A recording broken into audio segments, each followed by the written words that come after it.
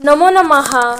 आज आपण 10वीच्या संपूर्ण संस्कृतम या पुस्तकातील पान नंबर 25 वरील चतुर्थः पाठः अमूल्यम कमलम हा बघूया. अमूल्यम कमलम म्हणजे अमूल्य कमळ.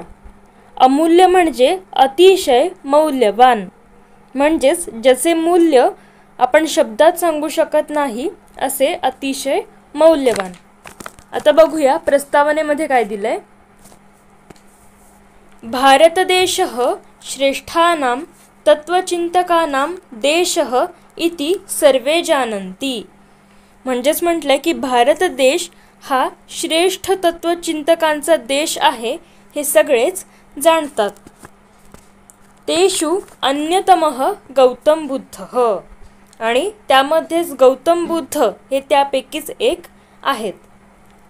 मायादेव्याः शुद्धोधनस्य च पुत्रः सिद्धार्थः तपसा गौतमबुद्धः बभूव. म्हणजेच काय म्हटलंय, मायादेव्याः म्हणजे मायादेवी आणि शुद्धोधन म्हणजे मायादेवी ही त्यांची आई आणि शुद्धोधन हे त्यांचे वडील. तर मायादेवी आणि शुद्धोधन यांचा पुत्र सिद्धार्थ हाच तपसा गौतमबुद्धः बभूव म्हणजे तप केल्यानंतर सिद्धार्थ हाच गौतम बुद्ध झाला. पुढे बौद्ध धर्मस्य प्रवर्तकः अयं शांती संदेशम सर्वत्र प्रसारायामास.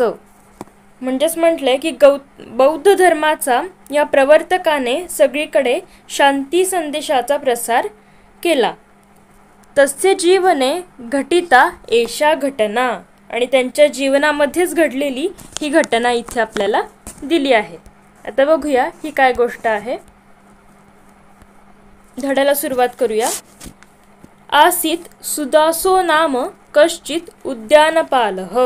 म्हणजे म्हटलंय की सुदास नावाचा कोणी एक उद्यानपाल म्हणजेच उद्यानाचे पालन करणारा किंवा रक्षण करणारा म्हणजेच एक माळी होता. सुदास नावाचा एक माळी होता. पुढे तस्य तडागे कदाचित सत्यपि शिशिर ऋतौ एकम पद्मम व्यकसत. म्हणजेच म्हटलंय एकदा शिशिर ऋतू असून सुद्धा त्याच्या तडागे म्हणजे एक तळ किंवा एका सरोवरामध्ये पद्मम व्यकसत, पद्म म्हणजे कमळ. तर त्या शिशिर ऋतू असून सुद्धा एकदा काय झालं, त्या सरोवरामध्ये एक कमळ उमललं. व्योमनीव बालसूर्यबिंबम म्हणजे आकाशातल्या उगवत्या सूर्याप्रमाणेच ते कमळ होतं. सह अचिंतयत अहो महिमा परमात्मनः म्हणजे तो काय विचार करतोय की अहो केवढा हा महिमा परमेश्वराचा.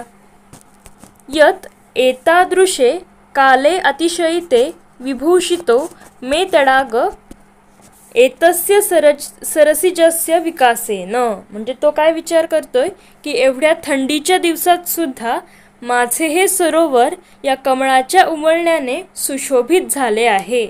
म्हणजे त्याला आश्चर्य वाटतंय की एवढ्या शिशिर ऋतू सुरू आहे म्हणजे थंडी आहे तरी सुद्धा सरोवरामध्ये कमळ उमललेलं आहे आणि त्याच्यामुळे माझं हे सरोवर कसं झालेलं आहे, सुशोभित झालेलं आहे. पुढे एतत् सरसिजम विक्रीय अहम विपुलम धनम प्राप्नुयाम इति. तर तो काय विचार करतोय की हे जे कमळ आहे ते विकून मी विपुल धन, विपुल म्हणजे भरपूर पैसे मिळवेन. एवं संचित्य स तत् विक्रेतुम राजसद्मनः पुरतः स्थितः. म्हणजे असा विचार करून तो ते कमळ विकण्यासाठी म्हणून राजसद्मनः म्हणजे राजवाड्याच्या पुरतः म्हणजे समोर स्थितः म्हणजे थांबला. ते कमळ विकण्यासाठी तो राजवाड्याच्या समोर येऊन थांबला.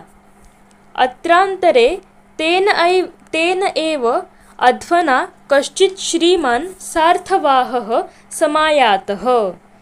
आणि एवढ्यात त्याच मार्गाने अध्वना म्हणजे त्याच मार्गाने कोणी एक श्रीमंत व्यापारी श्रीमान सार्थवाह म्हणजे श्रीमंत व्यापारी त्याच मार्गाने तिथून जात होता, त्याच्यामुळे तो व्यापारी तिथे आला. सह अवदत् भद्र भगवान सुगतः संप्रती एतस्मिन् नगरे वसती. म्हणजे आता तो काय म्हणतोय, भद्र म्हणजे हे भल्या माणसा, सध्या भगवान सुगत हे सुद्धा या नगरात राहत आहेत. म्हणजे तो जो व्यापारी आहे श्रीमंत, तो सुदासला म्हणतोय की भगवान सुगत जे आहेत ते याच नगरामध्ये सध्या राहत आहेत. महात्मनः तस्य पूजार्थम इदम कमलम अभ्यर्थये. म्हणजे तो काय म्हणतोय की मला त्या महात्म्याच्या पूजेसाठी हे कमळ हवं आहे. तत् कियता मूल्येन ददासी. मग तो आता विचारतोय व्यापारी की तर किती किमतीला देशील मला हे कमळ, असं तो विचारतोय. त्यावर आता सुदास काय म्हणतोय बघा, उद्यानपालः अब्रवीत एकेन सुवर्ण नाणकेन. म्हणजे तो काय म्हणतोय माळी, एका सोन्याच्या नाण्याच्या बदल्यात मी हे कमळ देईन. अथ स सार्थवाहः यावत् तत् कमलं क्रेतुम् इच्छति तावद् एव अपरः धनवान श्रेष्ठी अपि सुगतदर्शनार्थं गच्छन् तत्र समुपस्थितः. म्हणजे आता काय म्हटले, अथ स सार्थवाहः यावत् कमलं क्रेतुमिच्छति. म्हणजे अशा प्रकारे जेव्हा तो व्यापारी ते कमळ विकत घेऊ इच्छित होता, तावत एव अपरः धनवान श्रेष्ठी. म्हणजे तेवढ्यातच दुसरा एक श्रीमंत व्यापारी सुद्धा सुगत दर्शनार्थम गच्छन् तत्र समुपस्थितः. म्हणजे दुसरा एक श्रीमंत व्यापारी सुद्धा सुगतांच्या दर्शनासाठी जात होता, तो तिथे उपस्थित झाला किंवा तिथे तो आला. नीरजमूल्यं पृच्छन्तं तं श्रेष्ठिनं उद्यानपालः अब्रूत. एष महाभाग एकं सुवर्णनाणकम् एतस्य अर्थे दातुम् इच्छति. आता काय म्हटलंय, नीरजमूल्यं पृच्छन्तं तं श्रेष्ठिनं. म्हणजे कमळाचे मूल्य किंवा किंमत विचारणाऱ्या त्या दुसऱ्या व्यापाऱ्याला उद्यानपालः अब्रूत. म्हणजे तो माळी म्हणाला, एष महाभाग म्हणजे हे जे पहिले व्यापारी आहेत आलेले ते, हे महाशय या कमळासाठी काय देऊ इच्छितात, तर एकम सुवर्ण नाणकम म्हणजे एक सोन्याचे नाणे देऊ इच्छितात या कमळाच्या बदल्यात. श्रेष्ठी अगदत अहम 10 सुवर्ण नाणकानी यच्छामी. आता तो दुसरा जो व्यापारी आलेला आहे तो काय म्हणतोय की मी या कमळासाठी 10 सोन्याची नाणी देऊ शकतो, म्हणजे मी देऊ इच्छितो किंवा देतो असं तो म्हणतोय. सार्थवाहः अभणत अहम 100 सुवर्ण नाणकानी प्रयच्छामी. आता तो पुन्हा पहिला व्यापारी काय म्हणतोय की मी 100 सोन्याची नाणी देईन. म्हणजे असं त्यांचा विवाद सुरू आहे.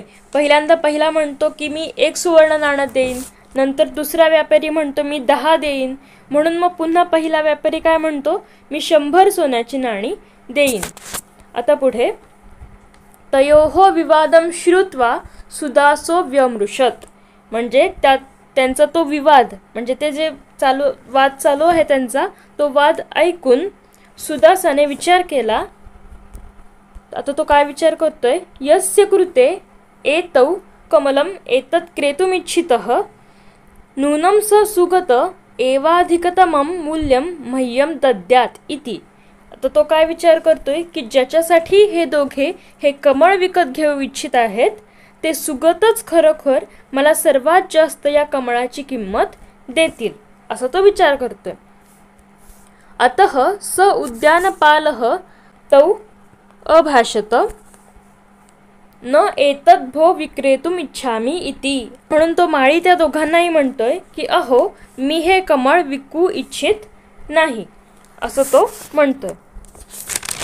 कारण की तो काय विचार करतो की हे भगवान सुगत जे आहेत तेच मला या कमळाची जास्त किंमत देतील. अथ प्राप्तः सुदासः तत् उद्यानं यत्र भगवतः सुगतस्य निवासः. म्हणजे तो सुदास जो होता तो जिथे भगवान सुगतांचा निवास होता, म्हणजे जिथे ते भगवान सुगत राहत होते त्या ठिकाणी तो गेला सुदास. तत्र वृक्षस्य अधस्तात् एकस्मिन् अश्मखंडे समुपविष्ट आसीत् स महात्मा. म्हणजे तिथे त्या उद्यानामध्ये एका वृक्षाच्या खाली एका खडकावर ते महात्मे बसले होते. अनल्पेन धामना राजते स्म तस्य भगवतो वदनम. अनंत अशा तेजाने त्या भगवतांचे मुख शोभून दिसत होते. तत् आलोकयतः सुदसस्य चित्ते भक्तिरस अर्णवः उदतिष्ठत. म्हणजे काय म्हटलंय, ते पाहणाऱ्या म्हणजे त्यांचं जे मुख होतं तेजाने शोभून दिसणारं ते पाहणाऱ्या सुदासाच्या मनात भक्तिरसाचा जणू सागरच उचंबळून आला. स हस्तस्थं नीरजं भगवतः सुगतस्य चरणयोः अर्घ्यं कृत्वा नमो भगवते इति वदन सविनयं प्राणमत. त्यानं काय केलं तर त्याने आपल्या हातात असलेले ते कमळ भगवान सुगतांच्या पायावर वाहून, भगवान आपल्याला माझा नमस्कार असो असे म्हणत नम्रपणे त्याने त्यांना नमस्कार केला. पुढे तम प्रसाद वर्षिभ्याम लोचनाभ्याम निरूपयन स्मयमान मुखपद्मो भगवान अभाषत.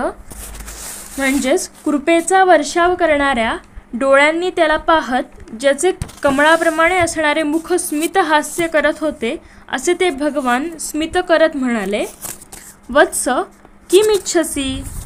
म्हणजे वत्सा किंवा बाळा तुला काय हवे आहे किंवा तुझी काय इच्छा आहे. एवं उक्तवती सुगते निरीच्छः सुदासः प्रत्यवदत.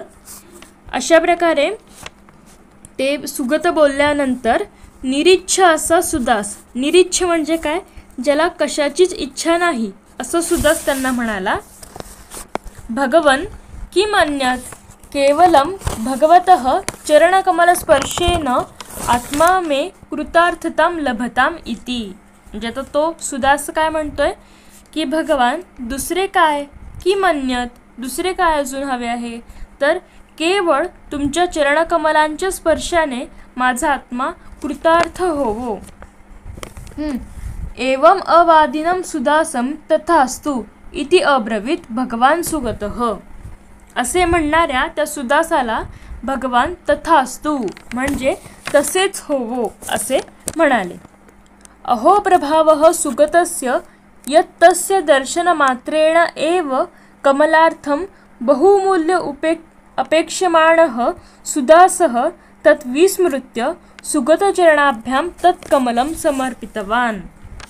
म्हणजे काय म्हटलंय, अहो प्रभावः सुगतस्य म्हणजे भगवान सुगतांचा केवढा हा प्रभाव, यत म्हणजे ज्यामुळे, तस्य दर्शन मात्रेण एव म्हणजे फक्त केवळ त्यांच्या दर्शनानेच, कमलार्थम बहुमूल्य अपेक्षमाणः सुदासः तत्विस्मृत्य म्हणजे कमळासाठी जास्त किमतीची अपेक्षा करणाऱ्या सुदासाने ते विसरून तत्कमलम सुगतचरणाभ्याम समर्पितवान ते कमळ सुगतांच्या चरणावरच अर्पण केलं.